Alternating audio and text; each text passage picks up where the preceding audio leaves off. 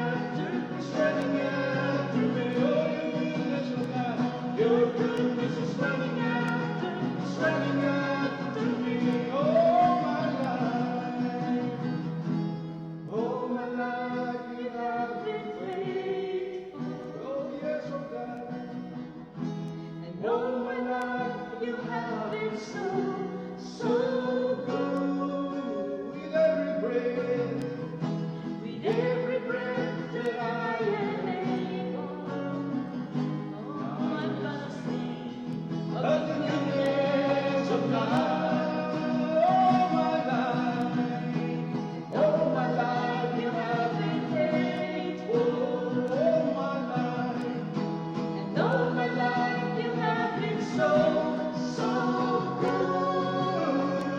with every breath, With every breath that I am able, oh, I'm gonna sing of the goodness of God. all my life, you have Lord, and all my life, you have been so good.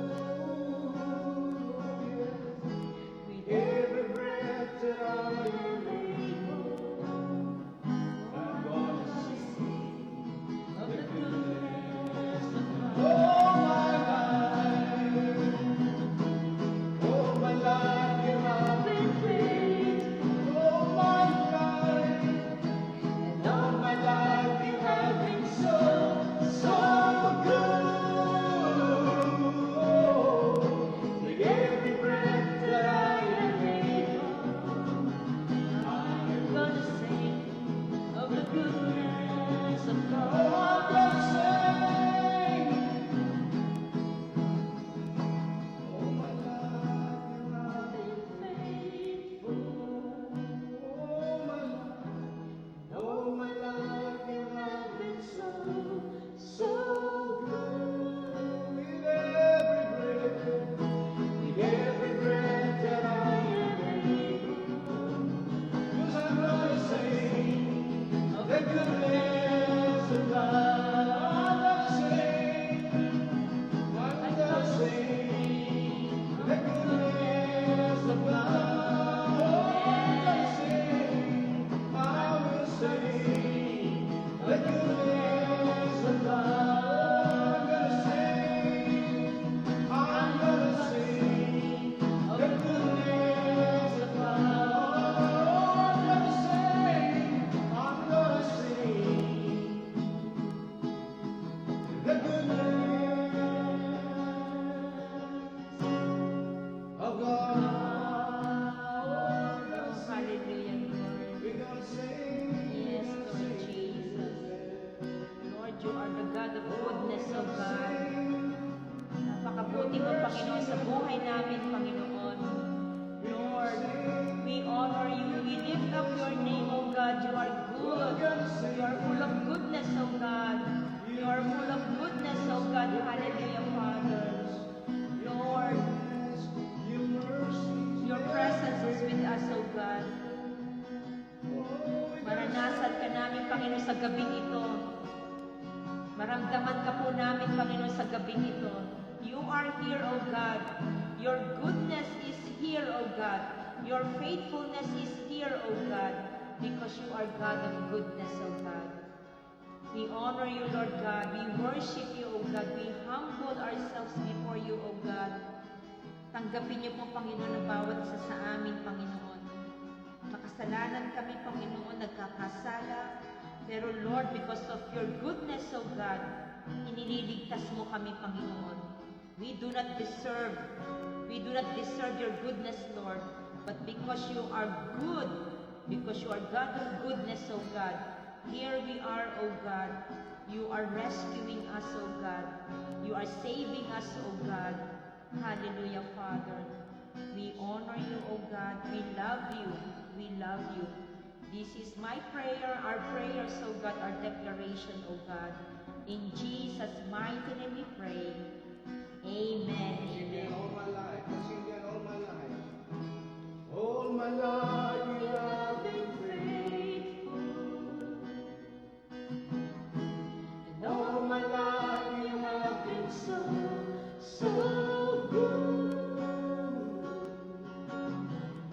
With every breath that I am able, I'm gonna sing of your goodness, O God.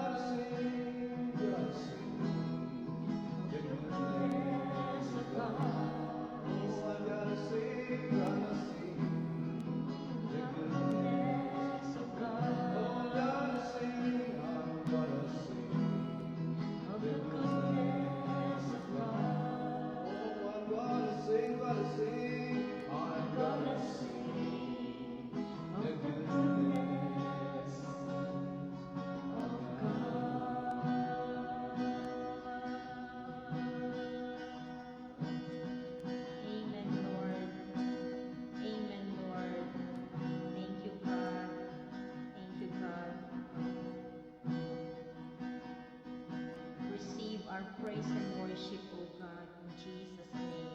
Amen, amen. Amen.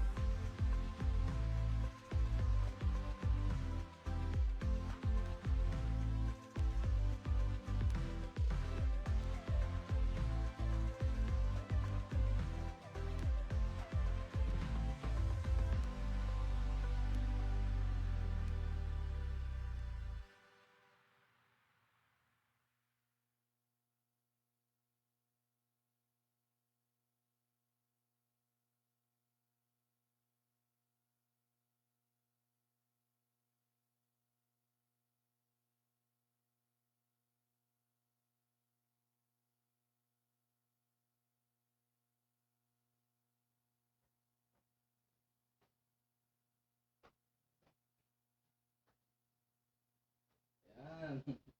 Hello po again. Good evening, good evening. Good evening po sa atin and purin po ang Diyos na tayo muli po ay sama-sama po tonight na po para po sa ating online worship celebration. So purin po ang Diyos na sa gitna po ng mga nagdaang mga challenges sa ating buhay. Amen? Buhay pa rin po tayo. Amen? Binibigyan pa rin po tayo ng lakas ng Diyos na po para siya po ay ating sambahin sa espiritu at katotohanan. Tama? Amen? So there's always a reason kaya po tayo po ay patuloy po na binibigyan ng Diyos po, ng buhay, ng lakas sa sigla sa bawat sa atin. Kaya sabihin mo sa Panginoon, thank you Lord. Yan, sabihin mo sa Kanya, just say, thank you Lord, no? Sa biyaya ng buhay na binibigay niya po sa bawat sa atin. So tonight na po I are so very excited. Yan po na atin pong muling patagpuin ang Diyos, Jesus Christ and the Holy Spirit through His message for tonight. Very exciting, very relatable. Ayan, sabi mo palagi, ang message ng Lord ay very timely sa buhay po ng bawat sa atin. So ayan po ninyo na ngayong gabi po ay pagsalusaluhan natin ano po itong hamon, itong mga biyaya ng salita ng Diyos sa ating pong kalagitnaan. Okay, yung ating pong title ng ating message for tonight ay From Victims to Victors. Yan po yung ating pong tatalakayin tonight, no? From Victims to Victors. Ang ating pong ang ating pong anchor text ay makikita po natin diyan po sa Genesis 50 verse 20, isang talata lang po yan, pero punong-puno ng mga hamon at mga mensahe po ng Diyos about sa atin. So, basahin po natin Genesis 50:20. You mean it for evil, but God mean it for good. To accomplish what is now being done, the saving of many lives. So, purihin po ang Diyos, dagdag ng Diyos ang kanyang pagpapala po sa pagkabasa ng kanyang mga salita. Alright, mga kapatid, mga kaibigan, mga kababayan, no po, lahat tayo, wala pong exempted tonight, no? Lahat tayo po ay dumadaan sa mga tinatawag nating sitwasyon kung saan una tayo ay nasaktan. Sino na po rito nasaktan? Amen? Nasaktan sa puso, nasaktan ng damdamin, nadaya, alright?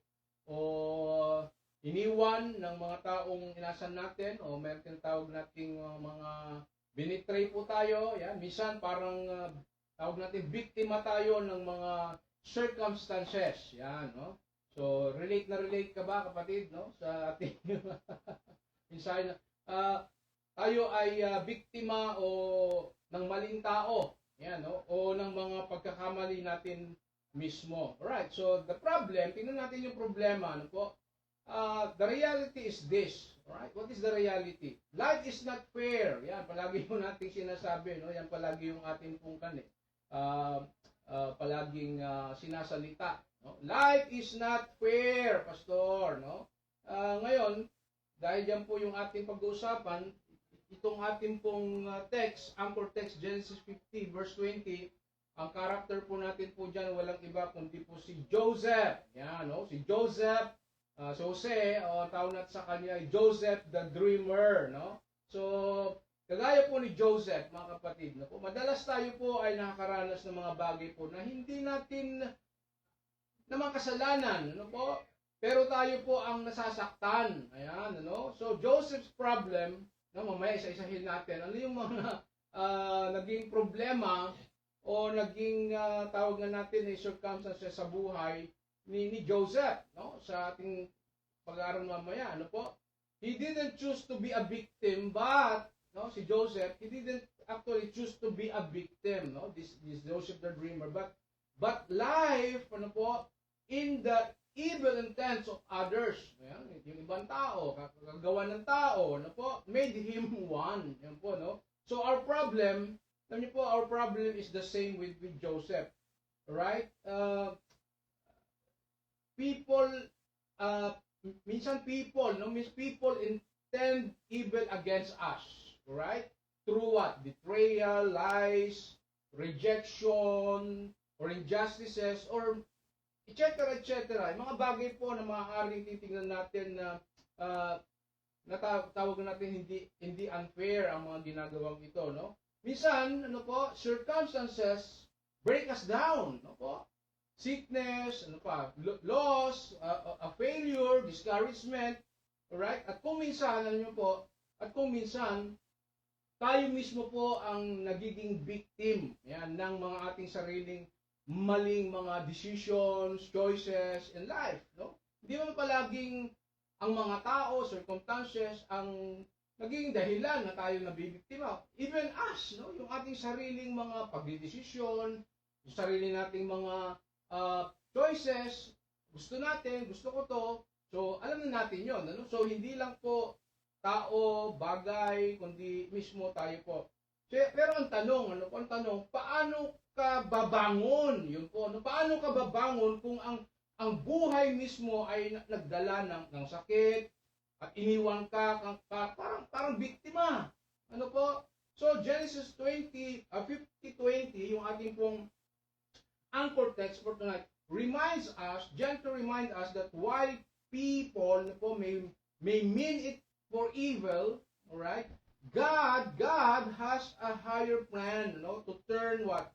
Victims into victors. Yan po ang maganda ang pag-usapan natin. Pero maganda po sa kwento ni Joseph. Yan, no? Isa lang po sa kwento sa Genesis 50:20. Isa lang yan sa mga istorya natin. Kahit anong evil na po na ginawa sa kanya ng kanyang mga kapatid, situations, mga tao, nakita niya po ang kamay ng Diyos, no po, sa lahat ng iyon. Wow, that's good. Ang sabi niya, you mean it for evil, but God mean it for good. Alright, so tingnan lang natin, sandali po itong short background ng Genesis 50:20 para yung correlation nito, yung pag-aaral natin, ng message ng Diyos tonight, makita natin yung connection nito, para makita natin yung background. Ang Genesis 50:20 po ay bahagi po ng, sabi ko nga po, bahagi ng kwento po ni Joseph, o tawag natin sa kanya, Joseph the Dreamer. Siya po ay ipinagbili ng kanyang mga kapatid, naging alipin, alright, at nakulong ng walang kasalanan. Ngunit, sa kabila ng lahat ng evil na ginawa laban sa kanya, itinaguyod siya ng Diyos, kapatid, hanggang maging pinuno po sa Egypt, sa posisyon, sa posisyong iyon, ginamit po siya ng Diyos, alright, para magligtas ng maraming buhay, sa panahon ng taggutom. Kaya nasabi niya, no, si Joseph, nasabi niya, and this is his declaration, no? You mean it for evil, sabi niya, but God mean it for good. Wow, so tonight or today, ay pag-usapan natin kung paano po tayo dadalhin ng Diyos, no? Paano po tayo dadalhin ng Diyos? Paano ka dadalhin ng Diyos, no po, mula sa pagiging victims in the past, present, and future, tungo saan? Sa pagiging victors. Okay? So, yan po ang ating pag-usapan. Number one point, no po, from victims to victors is this. Victims experience real pain. Yan, no po. Victim experience real pain. Now, tingnan natin, no? Sabi ko nga po, pag-uusapan natin dito, ang biktima, sino pong biktima? Si Joseph. Alright. Tingnan natin po ang mga nasa likod ng pagkabiktima kay Joseph. Number one, paano naging biktima si Joseph? Una, biktima ng what? Jealousy at hatred ng kanyang mga kapatid. Alright? So sabi po sa Genesis 37:4, nainggit ang mga kapatid dahil paborito siya ni Jacob. Wow! Hindi niya kasalanan. Ano po? Hindi kasalanan po ni Joseph na mahal siya po ng tatay niya. Alright? Pero siya po ang naging target. Yan ang problema. Naging target, alright, ng galit nila. Alright? So number two, paano naging biktima si Joseph? Right? Biktima ng betrayal. Alright? Genesis 37:18-28. Makikita po natin yan. Basahin nyo na lamang po yung whole text. Ano po? Pinagkaisan siyang patayin, pero sa halip, ano po? Ipinagbili siya bilang alipin sa 20 pirasong pilak. So, imagine po ang sakit. Alright? Ipinagbili siya bilang alipin sa 20. Okay, 20 pirasong pilak. Imagine po ang sakit, sariling dugo, ayan, at laman ang nagtulak sa kanya sa kapahamakan. Mayroon pa, pangatlo. At paano naging biktima si Joseph? Number 3, biktima ng false accusation or wrong accusation. Yan naman po yung makikita po natin sa Genesis 37 verses 7-20, no? Pakibasa na lang po yung whole context po niyan. So sa Egypt naman po ito'y tagpo sa Egypt, naging tapat siyang lingkod ng Potiphar. At that time ay naging lingkod si Joseph kay Potiphar, pero po si Potiphar's wife, no, yung asawa po ni Potiphar, ayan, nag-akusa ng kasalanang hindi niya ginawa. Ano yun? Attempted rape. Ayan, no? Imagine mo, si Mrs. Potiphar pa, no, ang nagbigay ng attempted rape, no, kay Joseph. So dahil po dito, ano po, siya po ay ipinakulong, ayan, no, kahit inosente. O pang-apat po, no, na biktima, paano naging biktima si Joseph? Alright, biktima ng forgotten promises. Right? Sa Genesis 40:14-23 po natin yan po makikita. So tinulungan niya ang cupbearer, alright, sa kulungan sa pamagitan po ng interpretation ng panaginip, alright? Nang nakalaya na si Joseph, yung cupbearer po nakasama sa kulungan, ay nakalimutan po siya, no? Wala, nakalimutan na siya at iniwan sa bilangguan. He was neglected and abandoned po when he needed help the most. So, yan po yung pong tingnan natin yung summary, yan, para makita po natin lahat, ano, yung yung sequence nung paano naging biktima si Joseph, no?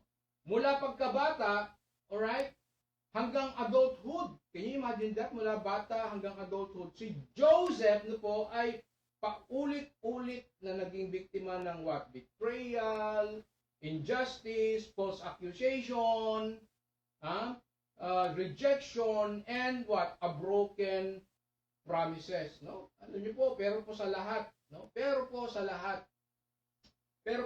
ng iyon, God was what?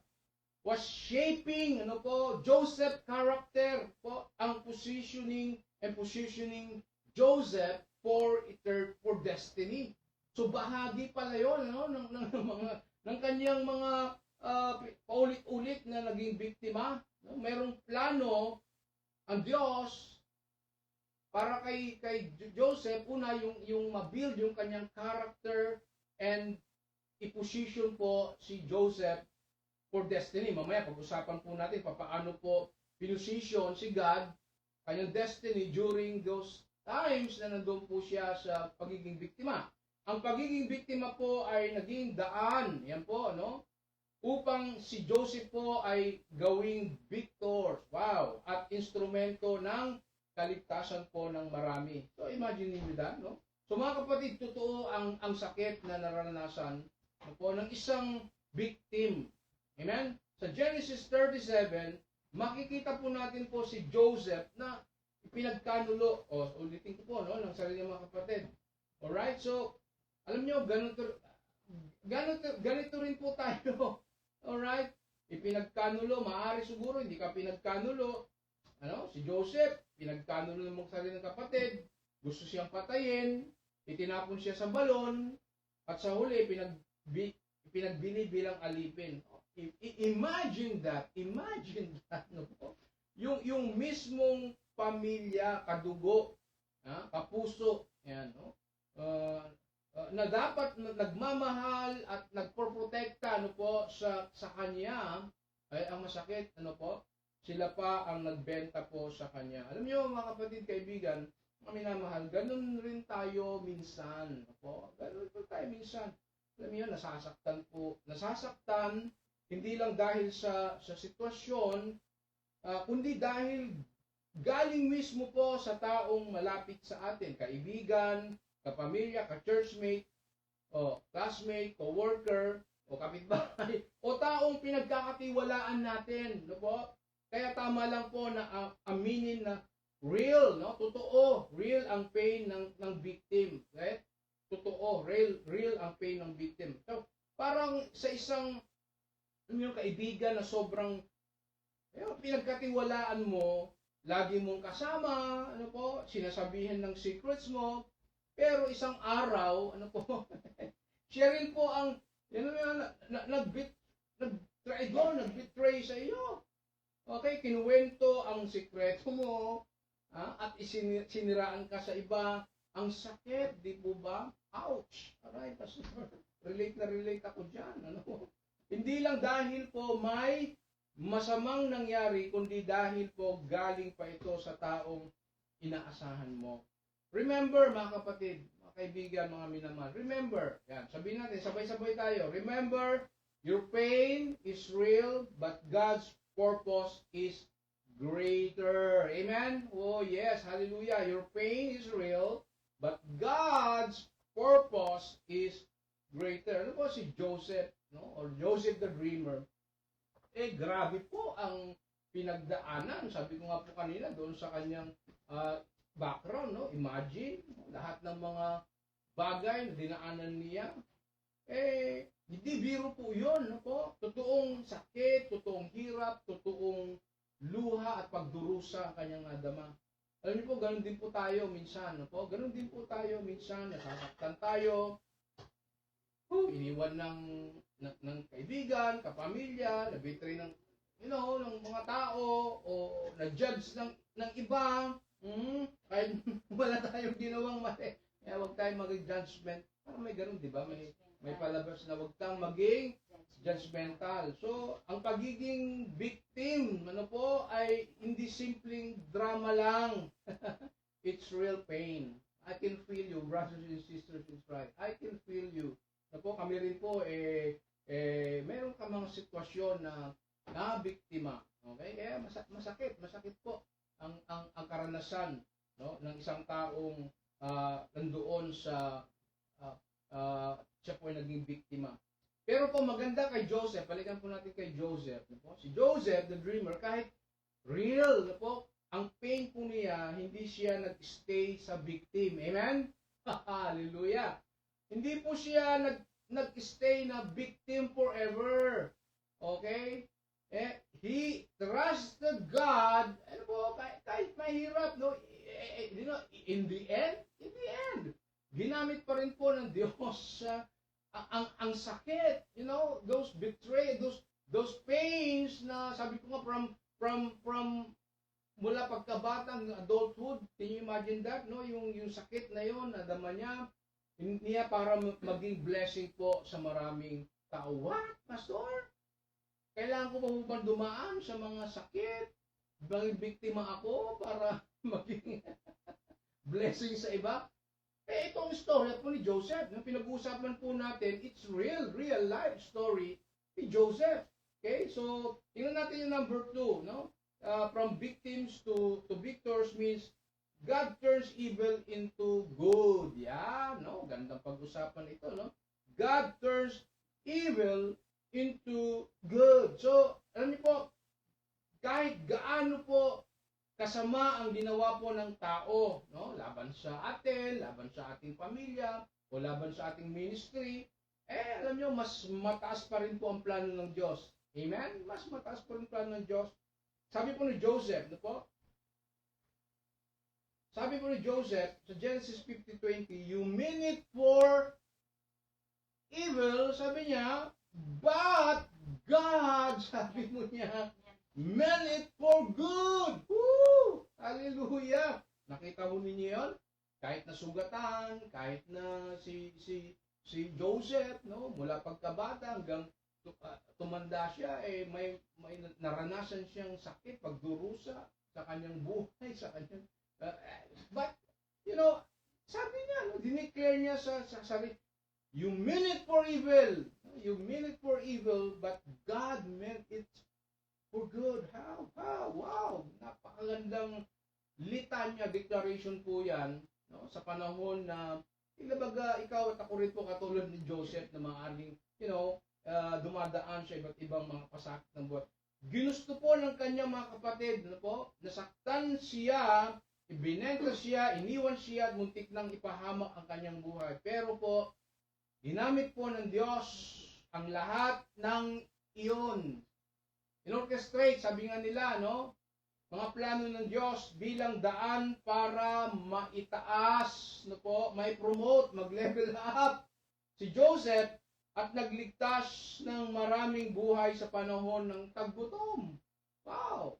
Kaya nakita po natin, no, yung transition ng buhay ni Joseph. No, makikita mo yung, sabi natin, drama ng buhay niya na talagang, alam niyo yun, pag nanonood ka ng mga drama, di ba, naiiyak-iyak ka na sa umpisa kasi yung paborito mo, yung bida, binubugbog, sinisigawan, sinisipa, sinampal-sampal, pero at the end, alam mo, yung bida, ay yung pong kontrabida doon, alam niyo na yun, no? Bahagi, part. So, ang evil plan po ng tao, tandaan po natin, ang evil plan po ng tao ay hindi makakakansela sa good plan ng Diyos. Amen? Amen. Hallelujah. Naniniwala po ba tayo na ang evil plan ng tao ay hindi makakansela sa good plan ng Diyos? Itong mga nangyayari po sa ating bansang Pilipinas, no? Ako po, nagmumuni-muni po ako, no? Sabi ko, Lord, so be it. Nangyayari ito.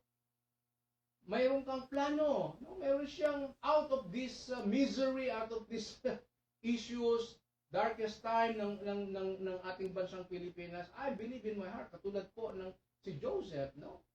Out of this thing, ang Diyos pa rin po ay sa huli siya po ay mabuting Diyos at gumagawa ng mabuting plano, mabuting bagay, no po, sa ating bansa, sa iyong pamilya, sa iyong buhay, ano po, sa ating pong future. Remember, sabay-sabay po tayo, remember, yung masama na ginawa po sa iyo ng tao, ano po, kayang gawing mabuti ni God para sa future mo. Amen? Amen? So, declare mo yan, no? Yung masama na ginawa sa akin ng tao, kayang gawing mabuti ni God para saan? Sa future mo. So, si Joseph, si Jose, grabe po ang ginawa sa kanya ng mga kapatid. Sabi ko nga, ulit-ulitin na natin, no? Sa buong buhay niya. Minsan may mga tao po Alam niyo yun? May mga tao na magbabak-stab, maghuhusga, o gagawa po ng unfair na bagay po sa iyo. Po? Alam niyo, may mga tao na namang ginagawa. No? Ang tawag po dito, projection sa psychology, wala si Maria. Kasi may mga tao po, failure sila. No? May mga tao problematic, mga nega, super nega. So parang hindi sila masaya, nag-iisa sila. So gagawin po nila, alam mo yun, i-influence yung tao. No? Gusto nila na ganito, ganyan. Dapat parehas tayo. No? Nandadamay. So gusto nilang i-project yung kanilang mga bagay sa buhay nila para mandami ng tao. So, yun po yung mga bagay po na iwasan natin. No? Masakit at minsan parang walang pag-asa. Pero tandaan mo, kapatid, kaibigan, kababayan, si Lord, marunong magbaliktad ng sitwasyon. Amen? Naniwala po kayo sa reversal? Reversal, ibig sabihin po, lahat ng mga sitwasyon na maaaring mong sinisip na nega, kayang baliktarin ng Diyos at maging positibo at mabuti at maganda. Amen? Sabi mo sa sarili mo, kayang-kaya ni Lord na baliktarin ang anumang sitwasyon na maaaring sa tingin mo, isip mo, na mga negative o plano ng mga tao sa iyo, sa iyong pamilya, sa iyong ministry. Si Lord yun. Because the word of the Lord is unbreakable. Unchangeable. Okay? Unlimited. So, salita ng Diyos yan. Hindi niya pwedeng hayaan ng mga buhay natin po, andito na lang tayo. Kung, lang mahirap. Kung hanggang dito lang buhay ko, wala talaga ako magagawa. No, I cancel, I rebuke. No? Joseph, tingnan mo po, sabi mo sa kwento natin po ngayon, as we go on yung transition ng buhay niya, makikita mo na tila ba wala nang pag-asa o parang wala nang parating na future o bukas po ni Joseph. Pero itong ating pinag-uusapang taong ito, sa Joseph, wow, talaga namang relatable po.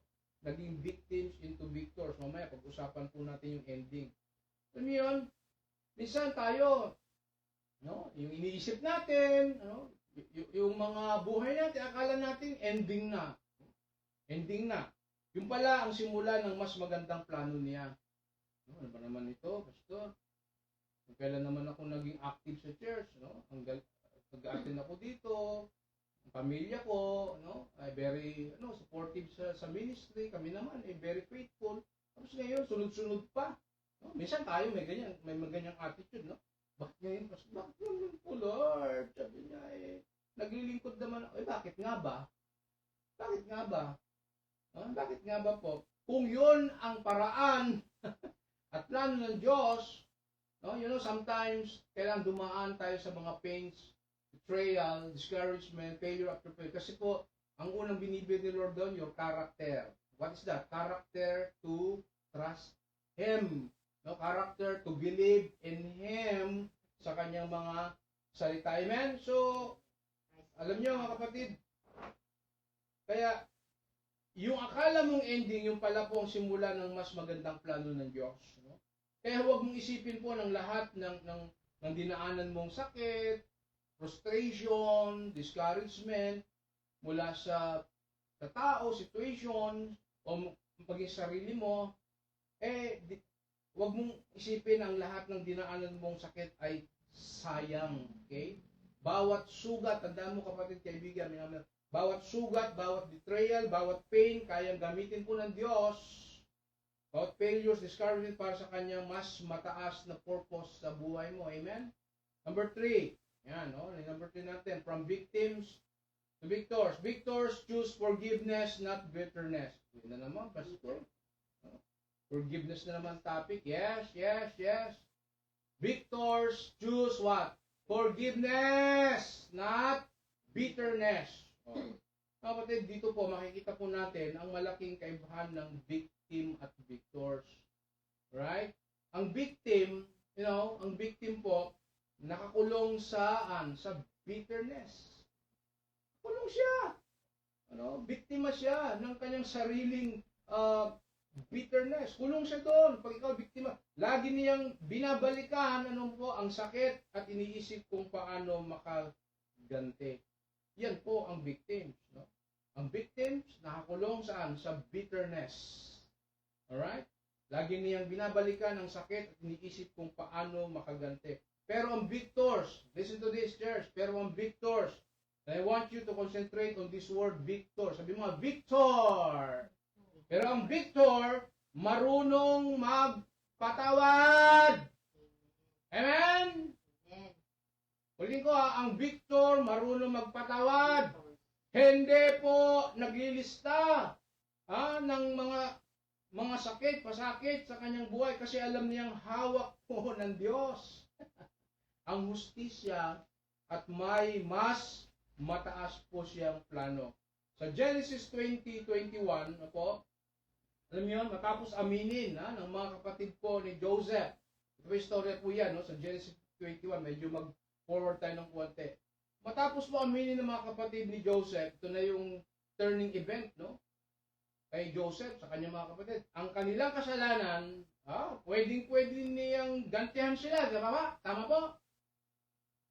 Pwedeng sumbatan ni Joseph yung kanyang mga kapatid sa sobrang ginawa sa kanya. Ano?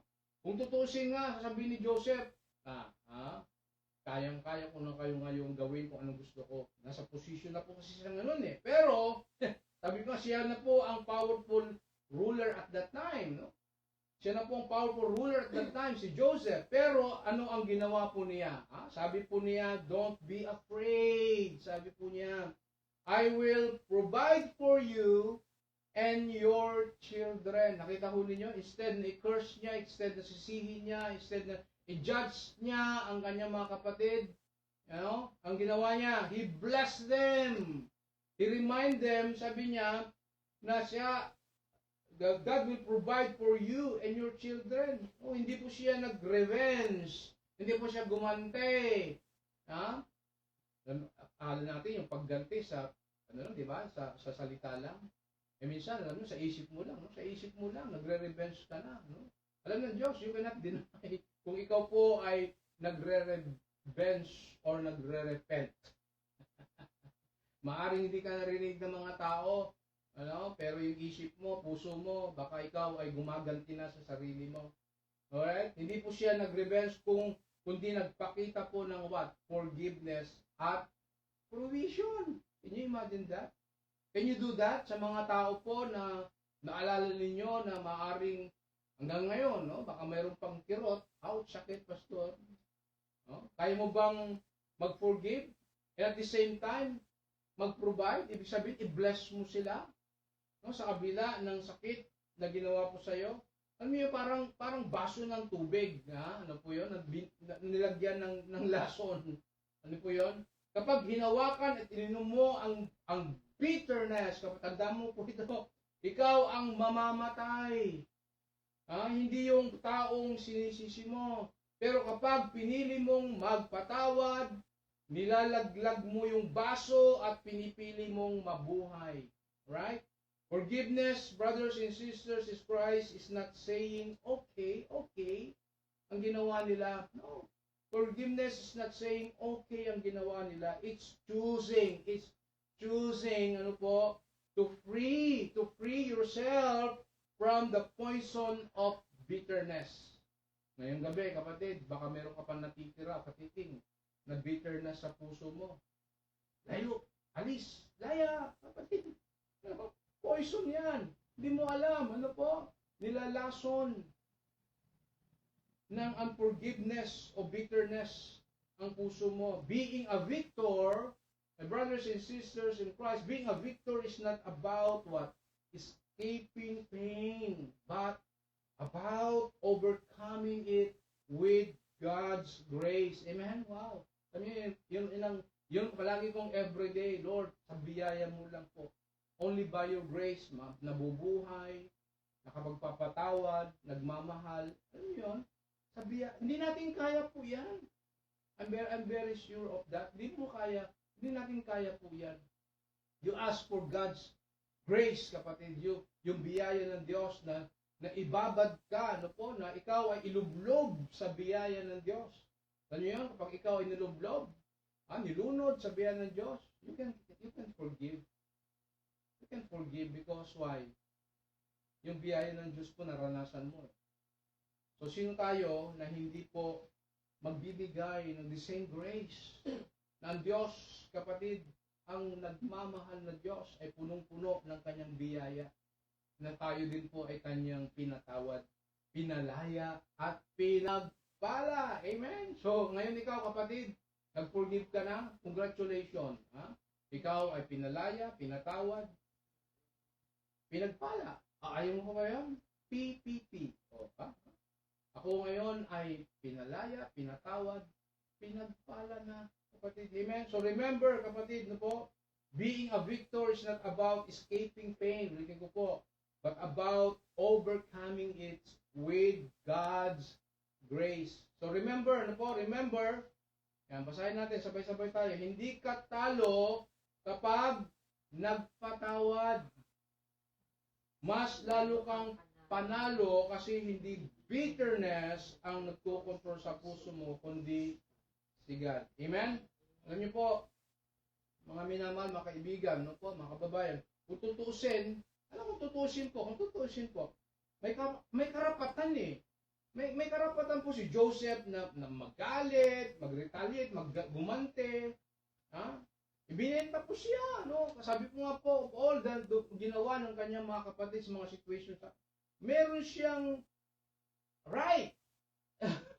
Si Joseph, no po, meron siyang karapatan na magalit, magigante.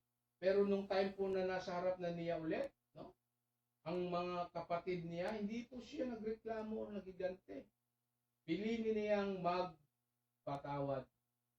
Pinili niyang magpatawad. So it's your decision, it's your choice. Kung ikaw ay gusto mo na maging victims or maging victors, it's your choice. Kaya naging victor po si Joseph, you know? Kaya po naging victor si Joseph, hindi lang survivor, ha? Hindi lang survivor. Kung pinili niya ang bitterness, ito. No? Halimbawa, pinili po ni Joseph ang bitterness. Sana na-stuck lang po siya sa sakit ng nakaraan. That's the consequence, no? Yun ang resulta kapag nagkamali si Joseph, na pinili niya na mag-retaliate, magalit, maghigante, ma-stuck siya doon sa future, sa destiny, glorious destiny na naka-open sa kanya o nakalaan sa kanya, naghihintay po sa kanya. Pero dahil pinili niya po ang forgiveness, wow, hallelujah! Ano po? Nakalaya siya at nakapunta sa mas malaking plano po ni God. Kapatid, kung gusto mong maging tunay na victor, sino po gusto maging tunay na victors? Amen. Hallelujah. Ako yung Lord. Gusto ko yung Lord. Kung gusto mong maging tunay na victor, kapatid, kaibigan, choose to forgive. Amen. Hindi madaling gawin, hindi po madaling gawin. Sabi ko sa inyo, hindi po madaling gawin, pero posible sa biyaya po ng Diyos. Amen. Bitterness makes you a prisoner, kapatid, pero forgiveness sets you free. Amen? Wow. Bitterness makes you a prisoner, pero forgiveness sets you free. Number 4 and last. Yan, tapos na po tayo. Gising na po kayo. Gising na. Your victory will bless others. Wow, ganda nito. Ganda po niya, no? Your victory will bless others. Saan ka pa, no? Bukod na ikaw ay pinalaya, pinatawad, pinagpala, aba, kapatid, ikaw ay magiging daan, maging alulod ng pagpapala ng Diyos. No? Ang tagumpay po na binigay ng Diyos ay hindi lang po para kay Joseph, no? Kundi para sa lahat. Mahal sa buhay, and to the whole nation. No? Kundi, kaya din po, ang tagumpay po, na binibigay ng Diyos, ay hindi lang po para sa iyo, para sa atin, kundi para rin po sa iba, sa iyong pamilya. Amen? Naapektuhan po sila. Ang tawag ko po doon ay, cycle, no? Alright?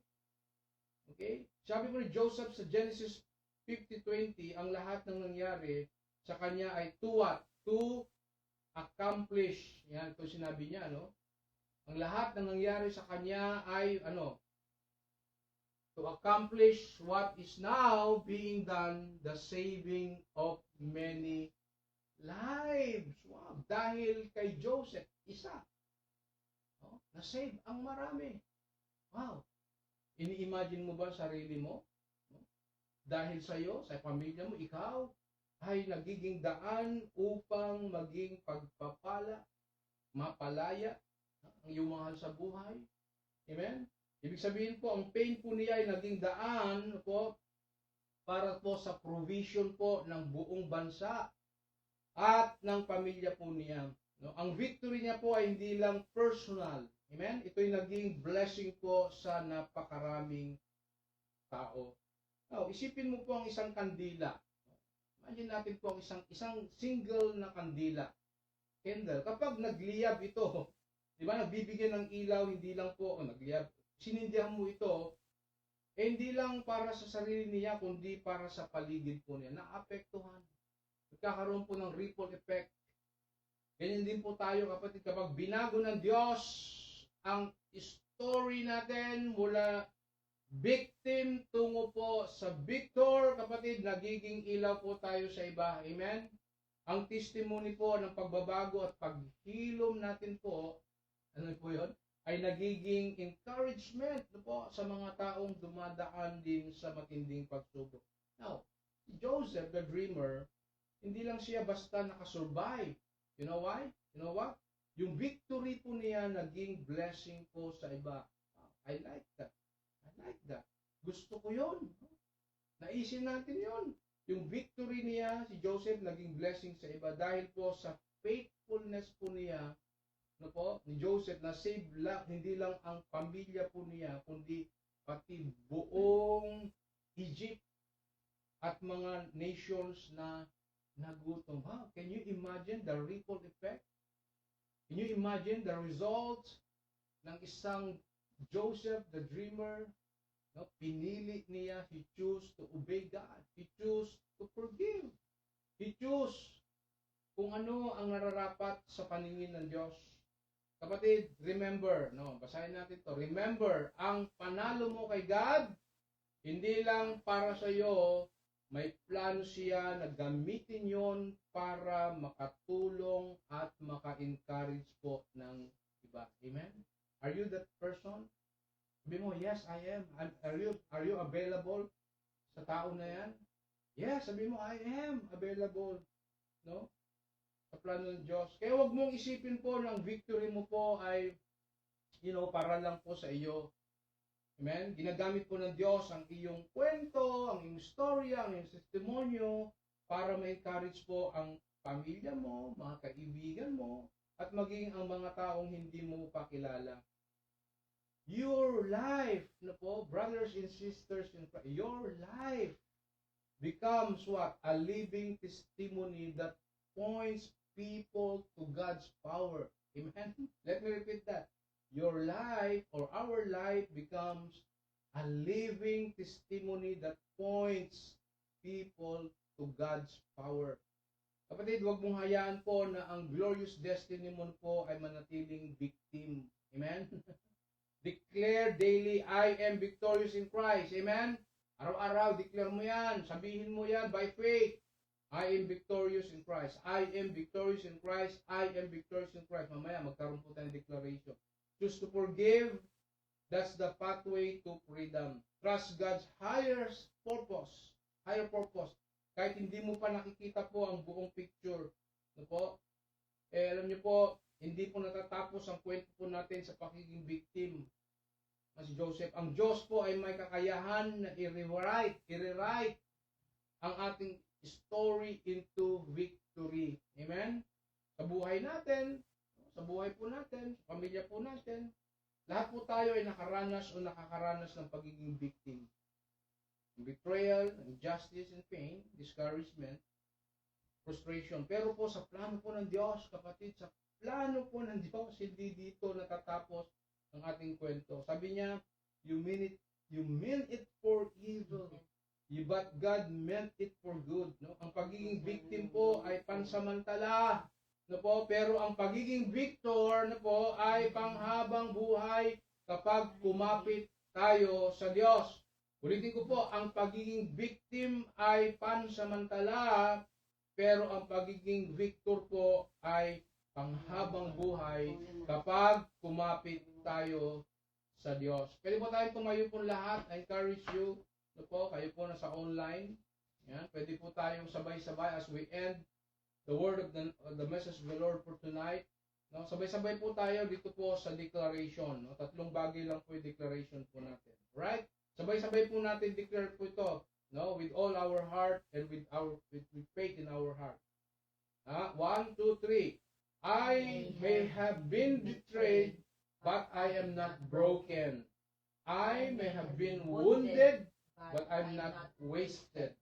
I may have been victim, but in Christ I am a victor. Amen. Hallelujah. Hallelujah. So in summary, no, balikan po natin in summary. Tingnan natin to. From victims to victors. Victims experience real pain. That's number 1. Number 2, God turns evil into good. Victors choose forgiveness, not bitterness. Your victory will bless others, kapatid. So, sige po, samahan po ninyo po ako during this time of our prayer na po. Let's just come before the very throne of God, Lord Jesus and Holy Spirit. And only by His grace and mercy, kapatid, sabi ko nga po, God knows you. Alam ng Diyos ang mga situation mo. Alam ng Panginoon ang anong bagay na sa puso mo. Just come before the Lord. No? Just who you are, no? Just come. Just pour out your heart before the Lord. Set you free. Maging malaya po ang ating buhay. Tayo po sa puso ng Diyos as we come before the very throne of His grace. Sige po, samahan po ninyo po ako sa ating panalangin. Let us pray. Our Father, Lord Jesus, in Holy Spirit, we praise you, we glorify your name, we bless your name, for you are so good. You are faithful, God. You are awesome, God. In our family life and ministry, salamat, Panginoon, only by your grace and mercy, kami ay nabubuhay. Only by your grace and mercy, Panginoon, binibigyan mo kami ng pagkakataon upang ang mga salita mo at katotohanan at hamon ng iyong salita at mga pangako ng iyong salita ay mag-penetrate sa aming mga buhay. Lord, tonight, napakinggan, narinig po ng bawat isa, even po yung mga manood pa po ng replay ng online worship po na ito. Lord, your grace is enough. Your grace is enough sa buhay po ng bawat isa. Lord, ang mga salita mo po is not just give us, information, instruction, inspiration. Also, Lord, we pray ng mga salita mo na palagi po namin narinig. Bigyan mo po ito ng revelation and transformation, pagbabago po sa mga bagay sa buhay po namin na kailangan po natin so that, alam niyo Lord, alam niyo po, doon lang niyo po nakikita na magiging masaya po kayo, ang heart po ninyo ay nag-bless po namin. Kapag ang salita mo ay totoong na ipapamuhay, na isasagawa, na ibabahagi po namin, na ipapadama po namin sa aming buhay, sa aming kapwa. Ngayon, salamat po dahil kahit may mga taong, gumawa marahil ng masama laban po sa amin in the past, maybe ngayon, even in the future, Lord, hawak mo pa rin po ang final word. Salamat po sa biyaya po. Sa biyaya na nagbabago po ng aming story mula po sa pagiging victims tungo po sa pagiging victor. Lord, our Father, Holy Spirit, heal every wound. Heal every wound. Restore every broken heart. And remind us, Lord, our Father, Holy Spirit, remind us that our identity is not in what was done to us, Lord, but in what you are doing through us. Tulungan po kaming magpatawad, magtiwala, at lumakad po sa tagumpay na ipinagkaloob po ninyo. Gamitin mo po ang aming buhay para maging pagpapala po sa iba. Today, our Father, Lord Jesus, and Holy Spirit, tonight, we choose to believe that we are not victims, but victors in Christ. Hallelujah. What the enemy meant for evil, you will use for our good and for the saving of many of our family. and many lives. Strengthen us, Lord, to walk in victory, to forgive those who hurt us, O God, and leave us testimonies, O Lord, our Family Life Ministry, testimonies of your greatness, of your faithfulness, O God. This is our prayer in the mighty name of Jesus Christ. Now, brothers and sisters in Christ, may the Lord bless you and keep you. May His face shine upon you and give you peace.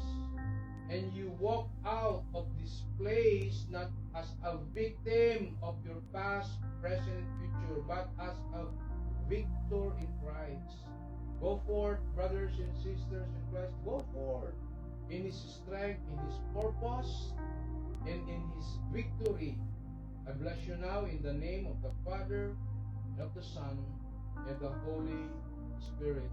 Amen, amen, and amen. Hallelujah! Sige po, bigyan po natin po ng clap offering Panginoon. So, shalom and God bless. Have a blessed night sa bawat sa pusa natin.